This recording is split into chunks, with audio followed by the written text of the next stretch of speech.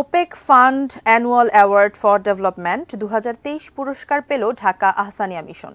সকালে ধানমন্ডিতে ঢাকা আহসানিয়া মিশনে এর প্রধান কাজী রফিকুল আলমের হাতে পুরস্কারটি হস্তান্তর করেন এর নির্বাহী পরিচালক মোহাম্মদ সাজেদুল কাইয়ুম দুলাল। তিনি কাজী রফিকুল আলমের পক্ষে গত 22 এপ্রিল অস্ট্রিয়ার ভিয়েনাতে আনুষ্ঠানিকভাবে পুরস্কারটি গ্রহণ করেন। মিশন কর্তৃপক্ষ জানায়, আবহাওয়া ও জলবায়ুর পরিবর্তনে প্রভাবিত এলাকায় ভিন্নভাবে কৃষির বহুমুখীকরণ নিয়ে মিশনের কাজের স্বীকৃতি হিসেবে এ পুরস্কার। ঢাকা আহসানিয়া মিশন বাংলাদেশের একটি অলাভজনক সমাজসেবামূলক স্বেচ্ছাসেবী সংগঠন। এটি 1958 সালে প্রতিষ্ঠিত। দরিদ্র ও সুবিধাবঞ্চিতদের দক্ষতা বাড়িয়ে দারিদ্র্য দূরীকরণ এবং আর্থসামাজিক উন্নয়নে কাজ করে এ মিশন। সমাজ সংস্কারক ও সুফি খান বাহাদুর আহসানুল্লাহ এর প্রতিষ্ঠাতা।